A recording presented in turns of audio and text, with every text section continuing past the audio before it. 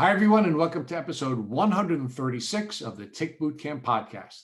The title of today's interview is You Survived, Now What? An interview with Sam McLaren-Fahey. My name is Richard Johannesson. And I'm Matt Sabatello. So, Matt, we named this episode You Survived, Now What? Because that's the name of Sam McLaren-Fahey's podcast. And Sam, who is suffering from chronic Lyme disease, decided that she's going to make a broad presentation of the experiences that she has had as someone who has had to deal with a chronic Lyme disease experience. And we became a big fan of hers because she has a storytelling podcast, very much like ours, but presents this challenge very, very differently. And we enjoyed interviewing her for a lot of different reasons, the most important of which is because she's a podcaster and a brilliant storyteller, it was a really easy podcast for us. Rich, there were many things that stood out about Sam's Lyme journey for me. The first of which, she went from being able to walk 12 miles or more a day to barely being able to walk up the stairs without losing her breath. Another story she used to describe her brain fog and how cognitively impaired she was is she was making herself eggs and used her hands instead of a spatula to flip the eggs and burned her hand. Another really interesting component about Sam's Lyme journey is that she really suffers from severe inflammation like many of us with chronic Lyme, and she had great success using immunotherapies to treat the inflammation. And finally, another really interesting part about her journey is she got herself into Lyme remission, then she got diagnosed with COVID and was sick. Some of her Lyme symptoms came back. With some light treatment, she was able to get herself in a much better position again and have a very great quality of life with her husband and her family. So, Matt, I'm really excited to introduce to our community another one of the chronic Lyme disease warriors who is giving back to the community in so many different ways, most importantly with her brilliant podcast, You Survived, Now What? Hey, Sam McLaren-Fahey, and welcome to the podcast. Hi, Rich. Thank you so much for having me. We're really blessed to have you. We've been a big fan of yours for a long, long time. And of course, as a fellow podcaster, we're really excited to have you on. And but before I get into too much of that, because we are going to talk about your transformation, we want to talk about your background. So Sam, can you please introduce yourself to our audience? Yeah, so I am Sam McLaren-Fahey. I am 31. I was actually born in England. My whole family's from England. We moved to the US when I was about 6. And I live in Michigan. So I'm about 45 minutes north of Detroit. I have a background in education. I've always wanted to work in nonprofits. So right now, my day job, I work with refugees from the Middle East in assisting them in getting their citizenship and getting assimilated to the United States. So Sam, when did your Lyme disease symptoms begin in your view? Looking back at now your journey, when do you think these symptoms began to develop? It's just so convoluted. It's very hard to kind of discern when they really started.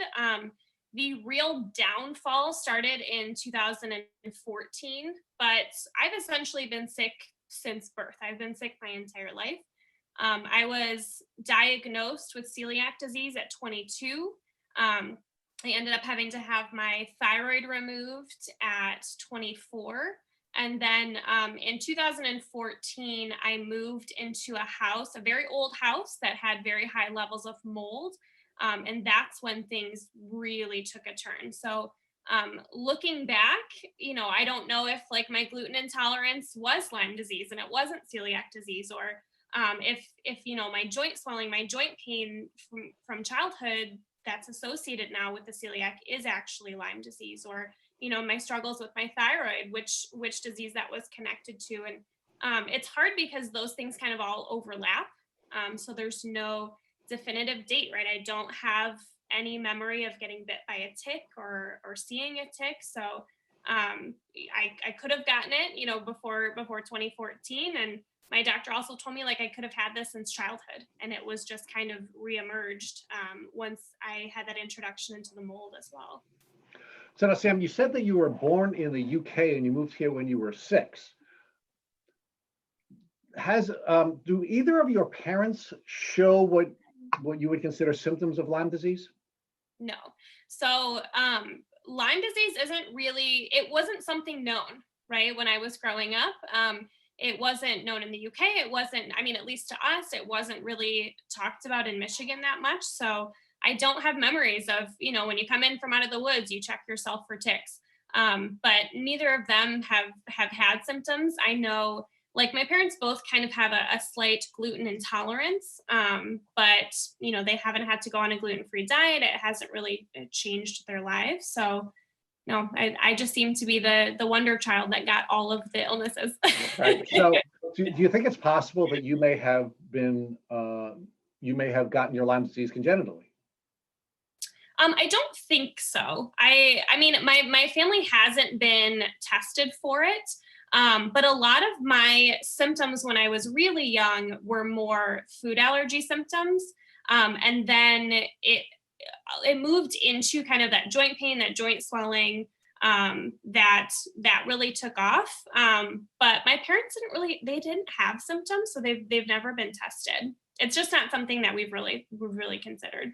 Now, of course, now your parents may have Lyme disease. Your mom in particular may have Lyme disease, but she may have a strong immune system and she just may be managing it. And it is possible that you could have suffered the disease as a consequence of it being passed on to you from your mom congenitally. Yeah. And it is something that you have considered, but of course, your mom not being symptomatic is not something your family has ever tried to explore.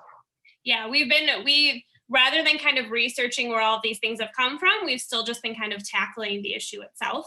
And so we haven't really gone back and kind of pinpointed dates or pinpointed symptoms or times or things like that. So now you've been suffering from these symptoms since you're a child. Talk about what you were pursuing and dreaming about as a child and how these symptoms, as they developed, interfered with the pursuit of your dreams. It's kind of a hard question because I'm very stubborn, and so I've never We can tell. let anything stop me. That's a hard thing to say, right? Because it's not like it's a mental thing, right? You can't just tell somebody, oh, just kind of suck it up. Like, that's not a thing. But for me, it was because it was so much a part of my life, and I didn't know any different. I kind of just kept going forward with it. So, like, for instance, in high school, I really struggled with, if I ate breakfast before school, I was going to throw up when I got to school, right? I was so nauseous. I didn't feel well. And so I just stopped eating before I went to school. And then lunchtime on like pizza day or Bosco stick day, right? I would get really sick after lunch. So then I would just not eat lunch. And so I developed kind of just not really great coping mechanisms of going through that. And I mean, we talked to a couple different doctors of, maybe something this could be. I had digestive issues and a lot of swelling, but, everyone just kind of chalked it up to it's growing pains or, it's an eating disorder or whatever. And then when I got into college, my freshman year, I had my first complex migraine, and that it mimics a stroke. So that morning was terrifying, right? Because we thought that I was actually having a stroke. I was 3 hours away from my mom, who's a physical therapist. So I called her and was slurring my speech and telling her my entire left side was numb and something was wrong. And of course I was 18. So she said, call 911. And I was like, no, an ambulance is so embarrassing. Like, I'm in the dorms, right? So I'm like, I can't let everyone see me in an ambulance. So she finally convinced me to like get a friend to take me to urgent care. And they're running all the tests, and after they kept me there for probably 4 or 5 hours, the numbness started to wear off a little bit. And I was diagnosed with complex migraines. And for most of college, right, they told me just don't drink caffeine. So I somehow made it through college without any caffeine. But they said, if it happens more than once in 6 months, just come back. And it happened, 6 months later, and then 4 months later, and then 3 months later, and 2 months later. And by the time I was 22, I was having them about 5 days a week. I was taking anti-seizure steroids. I was taking hydrocodone every day. I was taking Imitrex every day, just kind of trying to cope. And the reason why I got my celiac diagnosis was because I had applied for grad school, right? I was like, I don't care that I should be in the hospital 5 days a week. Like, I'm going to grad school. And it was actually a neurologist that said, let's track your food. Let's track, what's triggering this. And once I removed gluten, all of my symptoms essentially that I'd had my entire life stopped, right? Like all my joint pain and swelling, the rashes, the hives, the migraines, the anxiety that I'd had, all of that went away after the gluten. And I had this like sudden, I feel incredible and everything's, I can't believe people live like this. And yeah, I had about 6 months to a year of that before then everything kind of went the other way. So Sam, before we go forward with talking about 2014, I'd like to just revisit your childhood for another couple of seconds. The first thing I would like you to talk to us about is what you knew about ticks and tick diseases between the time that you immigrated to the US when you were 6 and the time that you had your Lyme diagnosis at 24. Absolutely nothing. I knew absolutely nothing. We were not campers, right? I'm very much an indoor person. And so it just wasn't on our radar. It wasn't a conversation that we'd ever had. I mean, I have dogs, so the extent of my tick knowledge was if you find a tick on your dog, take it off. Like that was essentially it. I had no further knowledge of it than that. So now let's talk about your experience as a young person, sort of rolling from illness to illness to illness. And so many of these symptoms seem to me to be classic Lyme symptoms. At any time between when you first started developing your symptoms, when you immigrated to the US when you were 6, all the way until the time that you had received your Lyme disease diagnosis at 24, was Lyme even a consideration that was raised with you or your parents from any doctor that you treated with? So I went to a nutritionist when I was, that was probably like right at the end of 2014, going into 2015, when I really started to get very sick. I had been to several different doctors, and my biggest issue was my issue with food, right? My whole life, my biggest issue has been with food. So I went to a nutritionist, and she said, we're going to do this blood test to see what your sensitivities are and things like that. And then she said, if those all come back fine, we're going to test you for Lyme disease. And that was the first time anyone had ever mentioned that illness to me. It was the first time it had ever been a consideration. But she wasn't an MD. She couldn't order the Lyme test. And so everything came back that I should be taking this Lyme test. I took it to my primary care doctor, and it was denied. So I went another, almost 3 years before an actual test because doctors would not approve even me getting tested. Looking back, how does that make you feel that you had an opportunity for a diagnosis that could have occurred years before you finally got your diagnosis, but you weren't, because you weren't able to get that diagnosis because of a refusal of a doctor or because of Lyme bias? How do you feel about that now? I mean, it's one of those things. I try not to harbor emotions because, I'm really the only one affected by it. Like, that doctor still goes home and sleeps at night, and it doesn't affect her.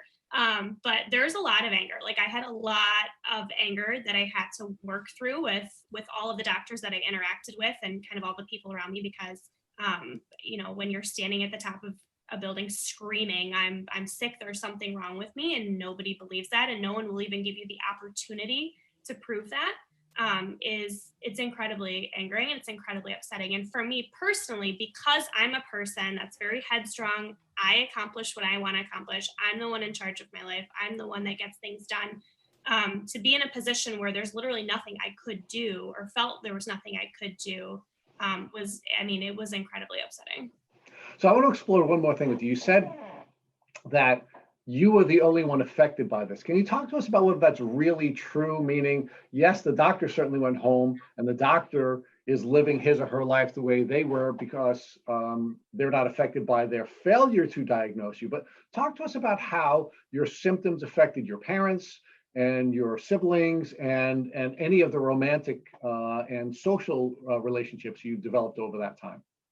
Yeah, I think it was an incredibly isolating experience. I'm an only child, and my dad actually, in the height of me really trying to figure out what this was, my dad was living over in England half the year and living here half the year, so he wasn't really present for a lot of the physical part of it. And so he's very much like the Joker. And so, he was the one I'd go to for lightening my spirits. But I was engaged at the time. My husband and I got married in 2015.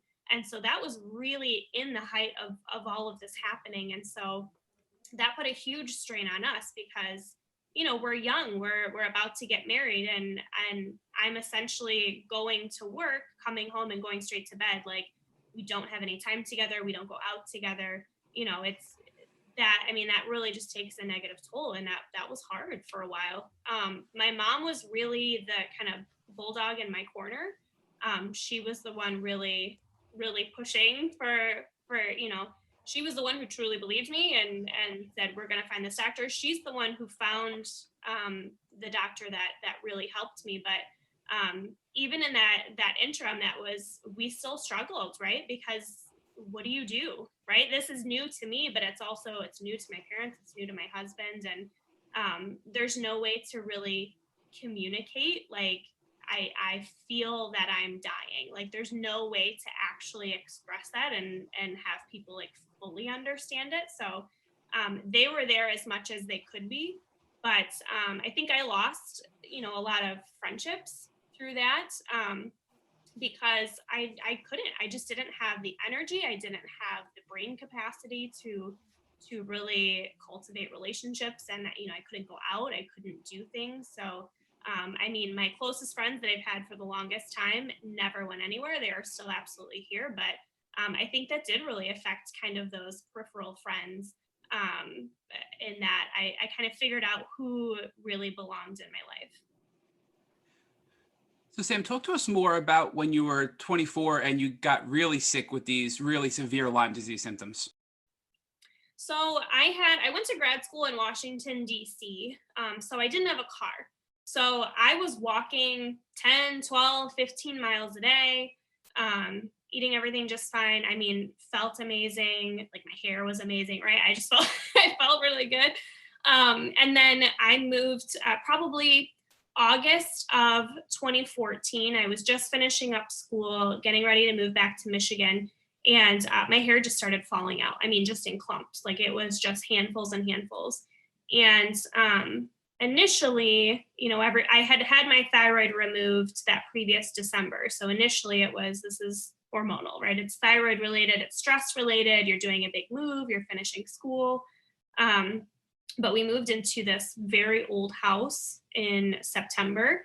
And then probably by December, I couldn't even walk to the mailbox without having to sit down, having gone from walking 10 to 12 miles a day. And it was fast. It was really fast that it happened. And excuse me. And I couldn't eat food, right? Any food that went into my body came right back up. And it wasn't like a specific type of food. It wasn't just gluten. It wasn't just dairy. It was anything, right? Anything that went into my body came right back up. And I started getting, really bad brain fog. And, I can say this now because it's no longer my job, but I drove an education van across the state. And I was running red lights. I was driving the wrong way down the street, right?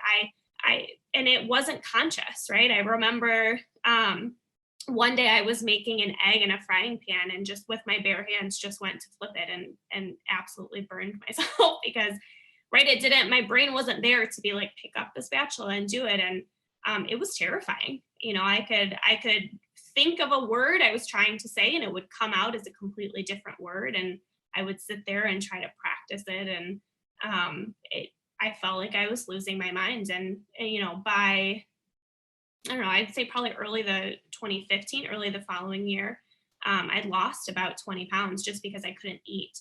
And so all my hair was gone. I had lost all this weight. You could see every bone in my body. And I couldn't breathe without, I just sounded very wheezy and out of breath. And the people around me, say like, we didn't notice, you still looked great and you still had a smile on your face. But to me, I was just like, I look like a walking corpse. Like, I don't know how anybody doesn't see what's going on here. So Sam, clearly it wasn't just a food allergy or celiac disease like you thought it was the year before. So once you started having these crazy new symptoms, what were you doing? Were you going to doctors to see what really was wrong with you at this time? Yeah, I think I went through 4 different primary care doctors because, I was just trying to find somebody to do initial testing. It was also really hard too because up until the age of 26, I was on my mom's insurance, which was a PPO, which kind of gave me more access. And then when I turned 26 in the middle of this, I switched to an HMO through my job. And so I had to go through all those channels, right? I had to play the game. And I was just being denied left and right. And the problem was the first few doctors just kept saying, it's your thyroid. It's your body adjusting to not having your thyroid. That's all it is. And I had one doctor that said, we won't even test you for anything for 3 years until after your surgery. And then I had doctors who, I went to allergists, and the thing was I did, 10 different allergy tests, and it wasn't allergies, right? Because it was an internal thing that was happening. And so I just kept getting passed kind of like specialist to specialist, like rather than going to a doctor who was looking at all of my symptoms as a whole. And so because I was going specialist to specialist, I wasn't getting any answers. And it got to the point where I think, you get so frustrated that when a doctor walks in the room, you're ready with your speech, but really you are just crying and screaming in their face and you look like a crazy person. And so I was about 12 doctors in. Most of them said it was anxiety, it was depression, I needed therapy, because talking is why I can go from walking 12 miles a day to not being able to walk at all. But my 12th doctor was kind of the I'm calling it quits. I'm done with this journey because it was a gastroenterologist, and I went in and explained, everything that was going on. And I had done some research, and so I had thought, I have what's the word I'm looking for? I'm a host to what? What's the word I'm looking for? There's something like in my gut that's, feeding off of me, or there's like a parasite? Parasite. Thank you. So I was like, I think I have a parasite. I think I have, bacterial infection. I think there's something like this going on. And he looked at me with, his like air quotations, and said, that's a holistic answer. Like that's not a thing. And so, I was already kind of irritated. And then Should have fired him right at that time. And the thing was, I was so exhausted that it was just like, I didn't even have the energy to fight anymore. And I had, the anesthesiologist came in, and she took my weight, and she went, wow, you're really, cause I mean, I'm 5'5". I think I was about 95 pounds. And she said, wow, you're really small. And I said, that's why I'm here, right? I'm here to find out why I can't eat food. And she said, well, I don't understand. Why don't you just eat potatoes? And I said, well, and I explained to her, the last time I tried a spoonful of potato, I ended up writhing in pain on the bathroom floor for about 12 hours. And she looked me dead in the face and said, babies can eat potatoes. And I was like, I'm done with this, right? I don't trust the medical field, right? You guys are just here to tell me I'm crazy, and I'm not doing this anymore. And, I was there, so I went through the procedure. But after that, I took about 4 months, and I was just kind of like, this, I mean, if this, whatever this is takes me, it takes me. I'm done pursuing this because it's hurting me more than it's helping me.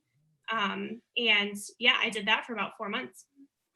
So Sam, as a tip for people that are at that point in their journey right now that are listening to this podcast, would you recommend that if a doctor treats them the way that you were treated and basically says a baby can eat potatoes, why can't you, or just belittles you or treat you that way, that they just keep moving on to another doctor and keep trying to find a doctor that can help them to shortcut their diagnostic journey?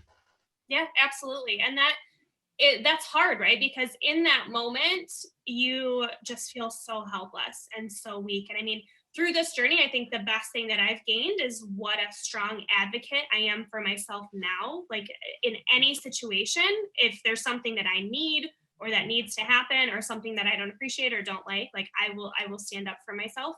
But absolutely, because you will find someone. And I think the hardest thing for me was that when this happened, I didn't have undiagnosed in my vocabulary. I didn't know that that was a thing, right? I just knew that I felt terrible and I didn't know what to look for.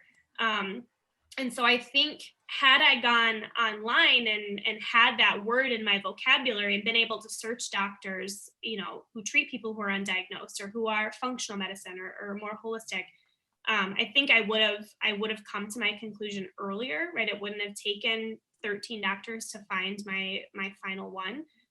So yeah, absolutely. Like, this is why I'm doing this podcast and why I do what I do, is that I want people to know that, yes, medical professionals have gone to school and they know a lot of stuff, but like, they are human and you are the only person that knows your body. And if you know something is wrong, you just have to keep fighting for yourself. As exhausting as it is, like, you will find someone who will fight in your corner. So Sam, after all of these horrible doctors, talk to us about how you finally got your Lyme diagnosis. It was actually from, even that took another year. So I went to this doctor in the summer of 2015, and my mom found this doctor. So she had gotten to the point, I had called my mom because I had walked out of my house to go and get the mail, and I had collapsed, right? It just completely collapsed. My legs stopped working. I couldn't move. I'm just sitting on the ground, and like, my breathing was really labored, and everything just hurt. And I literally felt like if I had just closed my eyes, I wouldn't have woken up again. Like that, I literally felt my body shutting down. And I called my mom. That was in that like 4-month period. And I called my mom, and what can you imagine, like, being a mom and answering the phone? And I was literally just like, I'm dying. Like, I don't know how else to explain this. I have to figure this out because I'm not going to live to see 30. Like, that was what I told her. And so she works in a hospital. She's a physical therapist, and like a lunatic, she ran around the hospital and talked to every single person in that building. She said, these are my daughter's symptoms. Can you help her? And people would say, no. These are my daughter's symptoms. Can you help her? No. And she finally got to someone who said, my family member went to this doctor, maybe check in with them. And I did. I called them. She was a functional medicine doctor. And I remember going into her office and, doing the spiel, right? She says, hi. I don't let her get another word out. I say, this is what's going on. If you can't help me, I'm leaving. And she was the first person. She said, I don't know what's wrong with you, but we're going to figure it out and I will help you. And she was the first person that was even kind enough just to say that. And, sorry, go ahead. Sam, I think that's a really important statement you just made, that this doctor actually partnered with you rather than just told you you're crazy or just eat more or it's your thyroid. This doctor actually wanted to work with you to figure out the root cause, and no doctor before this actually wanted to do that with you. No, and that's the one thing that I still don't fully understand about the medical world, is that she treated me like she obviously recognized that I know my body, right? And I know what's wrong or when things are not working the way that they're supposed to do. And that it really is a tandem thing. It's not just, a doctor is gonna do all of this work, right? It's really meant to be done together, because you know yourself better than this doctor does, and that doctor knows the medical stuff better than you do. And so she was really the first one that did it. It felt like I had a partner in this, but it still took, because by the time I got to her, I had pneumonia and it was bad. I had a horrible staph infection. And so it really just became kind of symptom treating for the first couple of months, because she told me, had I not come to her or had somebody not done this testing, I probably wouldn't have lasted much longer with those infections. And so it was about a year. I was in, I was doing IV nutrients, IV medications, really just kind of treating those symptoms, which I started to feel a lot better, but I still couldn't eat anything. I was still having a lot of other issues. So it took a full year for me to for her to do the test for Lyme and for that to come back positive. So Sam, I just want to encourage everybody listening to this podcast to go check you out on your TikTok, because that's where I first really had my impressionable view of you and how powerful your story is and how powerful you are in spreading the message. You have a ton of videos showing what it's like to live with chronic Lyme. And there's one video in particular of you walking up the stairs, and literally after the first few steps, you're on your knees and then you're sitting and you can't move. And I know so many of us can relate to that, but it's so hard to describe that to other people. And I think you just very beautifully depicted the reality of Lyme disease on your TikTok account. So I just want to encourage everybody to go check that out. But so essentially now you're really just treating your symptoms for a year and keeping yourself alive. At what point did your functional doctor and you together land on Lyme disease and find the real root cause of all your problems? So I was diagnosed with Lyme disease in June of 2016. So I had been going there for almost a year. I had started there in August of 2015. And she was wonderful, right? Another really great example of what a stand-up medical professional does. She says, I am not the best person to treat Lyme disease. I'm sending you to another specialist, right? She could have continued. She wasn't under my health insurance. I was paying her out of pocket, like I'm sure a lot of Lyme warriors do. And so she didn't say, oh, keep coming here, right? We'll take your money. She said, no, this person is going to be the one that will continue your journey for you. And so I started seeing a Lyme specialist after that.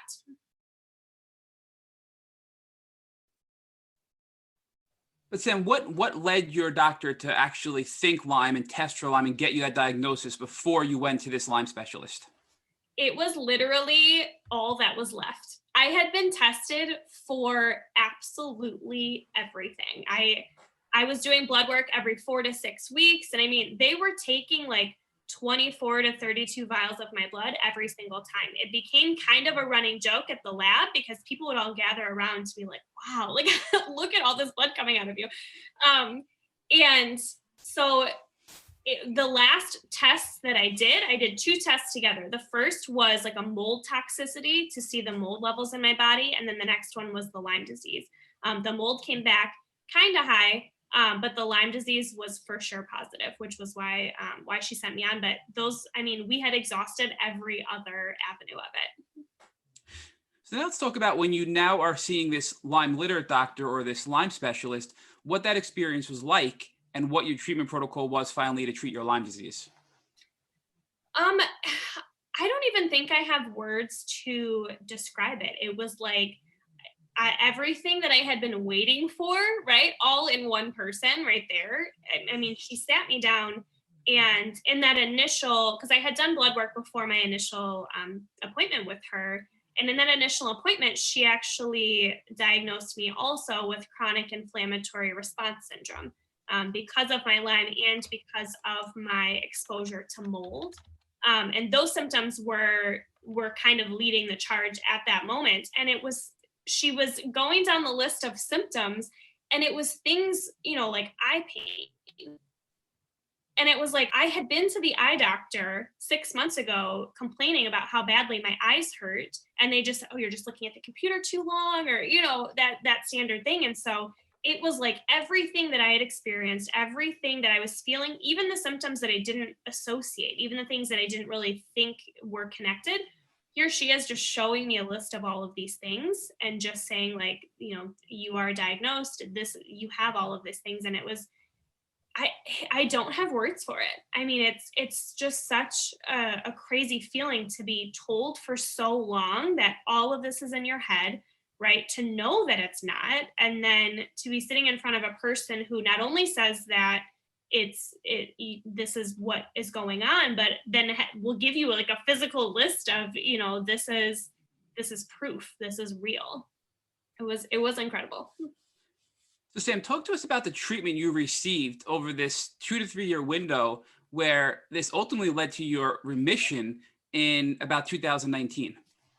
Yeah, so up front, it was kind of hard because I had such bad inflammation from the SIRS that my doctor was actually really hesitant to start me on antibiotics. She thought my immune system was very overwhelmed with that that if they introduced something else to my immune system, it could kind of shut it down, right? It could kind of go into just very overworked. And so she continued that kind of treating those symptoms. And so I did LDA, LDI, like I did try to build my food intolerances, trying to get just some of that inflammation down. And I'm sorry to interrupt, Sam. Can you just describe what LDA and LDI are for our listeners, please? I wish that I could.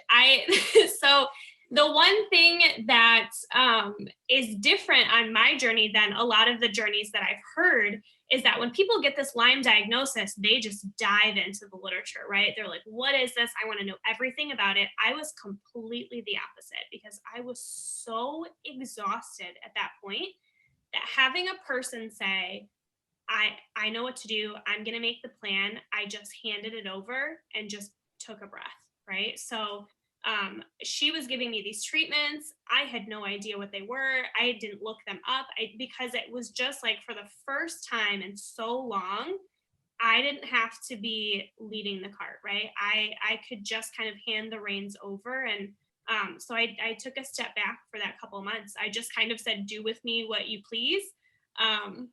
And so I honestly don't know. I know that the treatments that I was doing was meant to reduce my inflammation. And I know that it was meant to stop my body from essentially like attacking itself whenever I ate food. But outside of that, I don't know the science behind what I was doing.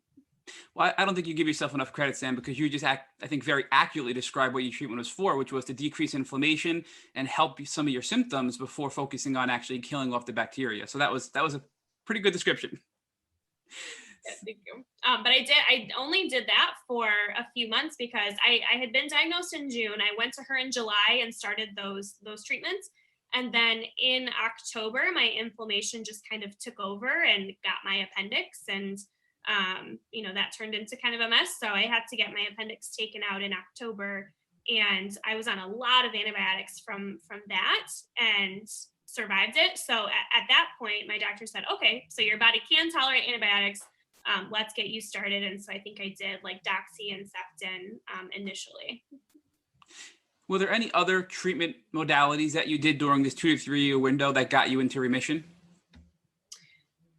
So I did like long-term antibiotics. I did 3 kind of like, I think it was like 6 to 8 month stints of antibiotics, but heavy. I mean, I took that first 8 months, I took 6,000 milligrams of antibiotics a day.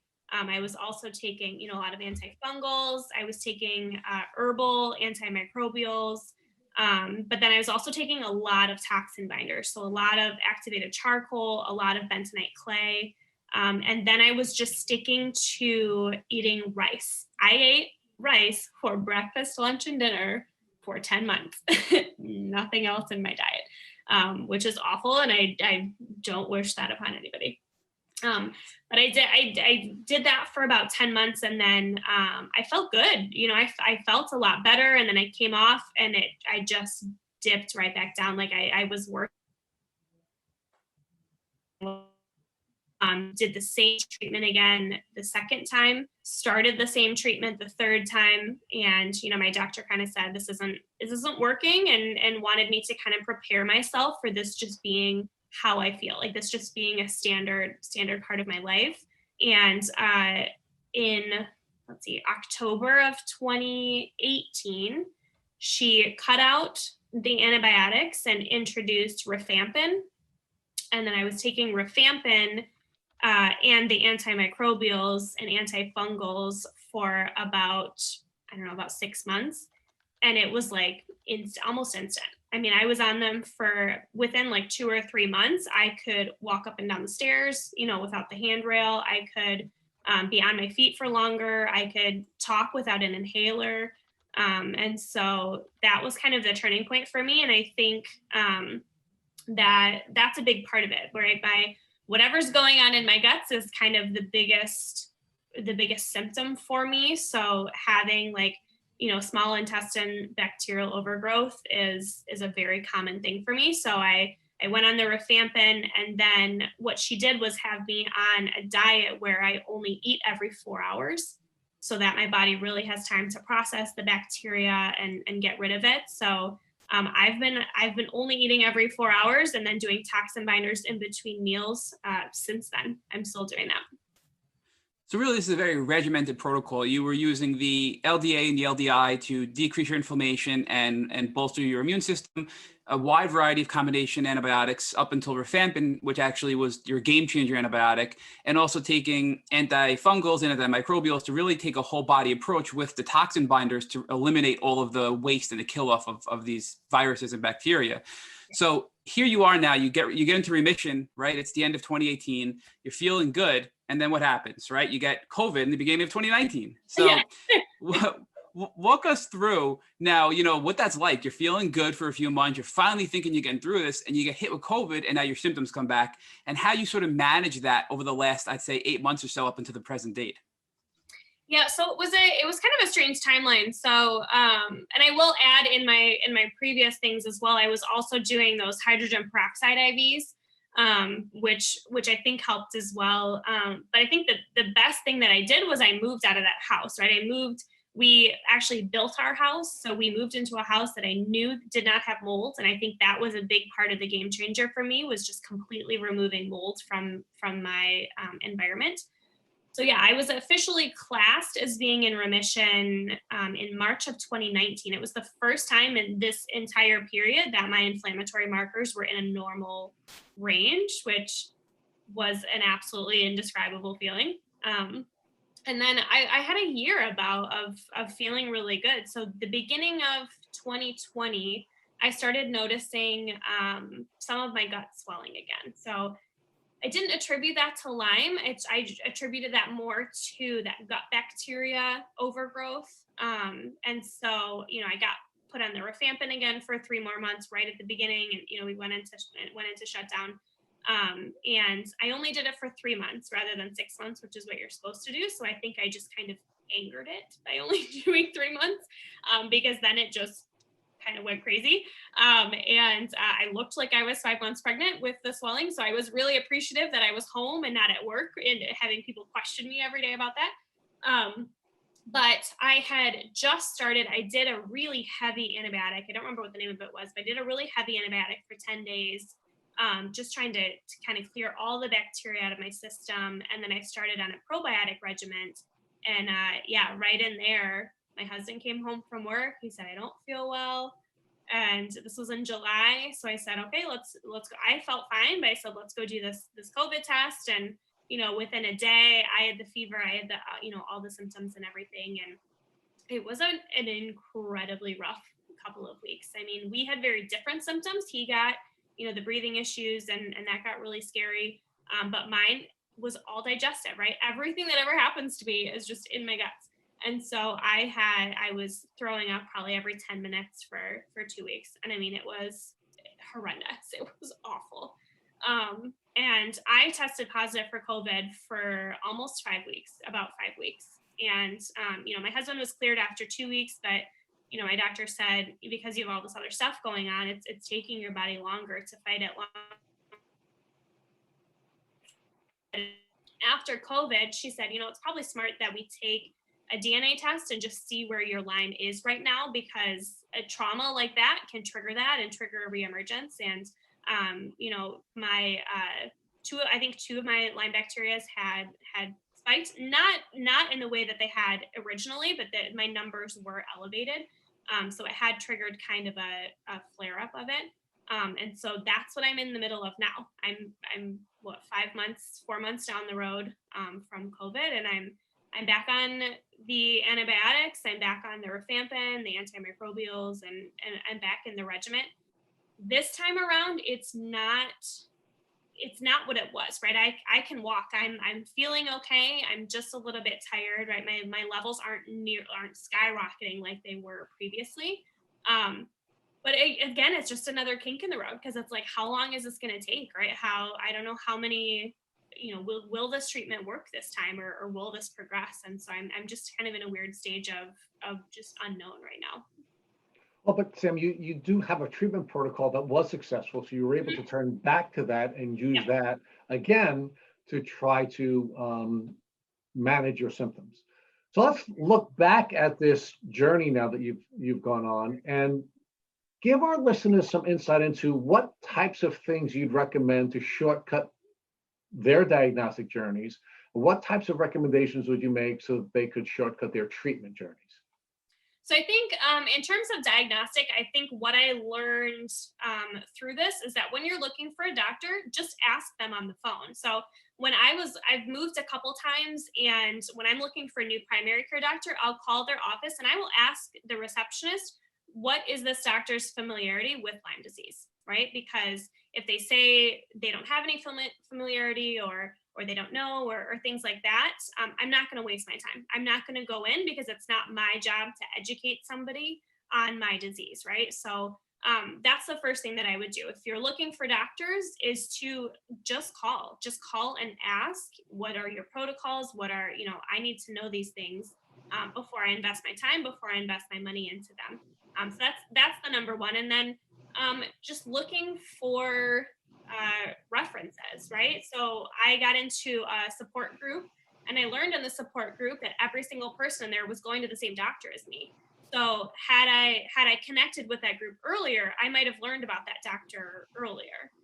So I think just reaching out to the people in your community, just to find those resources, right? Because I've learned it's a huge community, unfortunately, but it's also a very small community, right? Everyone it stays in contact with each other, and there's so many groups and there's so many things available that finding a doctor through a trusted source like that, rather than just relying on doctors to have the knowledge, is the best thing to do. Sam, when did you begin to now share with the world the challenges that you're facing? Because one of the things we've learned from most of our guests is that there is some window of time when you're very private about the challenges that you're facing. So talk about when you were private and why you were private, and what caused you to now pivot to become a part of the activist community in the Lyme disease world. Yeah, I think the first few years I was just in survival mode. So I wasn't in a position to help somebody else. I wasn't in a position to be that force for somebody else. I was just trying to get through every day. And honestly, with this illness, I was facing a lot of negativity, right? It's not a diagnosis that people know or that people understand. They don't think that it's that big of a deal. So I was, when I got my diagnosis, I was very excited to share that with the people in my life. And I was met with a lot of like, oh, that's no big deal, or everybody has that, or you know what I mean? I either was met with that of just kind of brushing it off and it's not that big of a deal, which for my mental health was not a place where I wanted to be.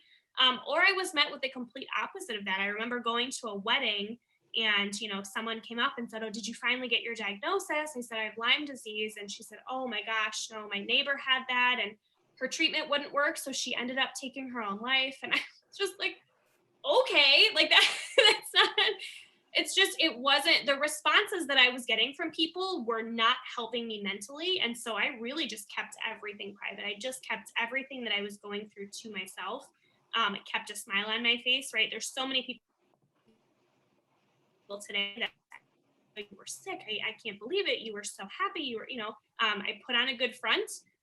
But my moment of coming out and sharing that was after I was in remission, because I felt safe. I felt like even if people come to me and say your treatments aren't going to work or anything like that, I already know that I'm in a place physically and mentally that whatever is said to me or comes my way, I can handle it at this point. And I chose my 30th birthday to share my story publicly because of that phone call to my mom, because I remember thinking in that moment, I'm never going to turn 30, right? Like I'm not going to make it. And so that was a huge benchmark date for me.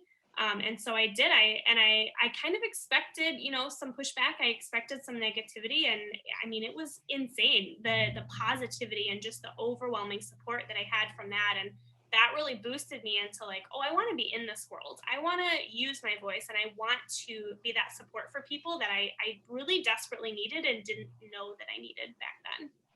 So the emotional transformation occurred for you once you got to an age that you didn't think you'd get to. You survived this disease long enough to get to your 30th birthday. And because you were able to survive and get to your 30th birthday, that was a benchmark for you that allowed the transformation for Sam to occur. Now, talk to us about how this changed you both professionally and personally, because clearly you're a very empathetic person and you're working in the not-for-profit community, which seems to be sort of an offshoot of at least your initial educational pursuits. Then talk to us about how you began to use social media platforms like TikTok, Instagram, and then of course starting a podcast. So talk to us first about your professional, the impact that the empathy had on your professional choices. Yeah, so it was actually kind of like a whole life-changing thing, because in that same few month period that I was, in remission and finally feeling good, I actually started the job that I have now. And I'm working every day with refugees that are coming with just horrific stories, and they're dealing with a lot of PTSD.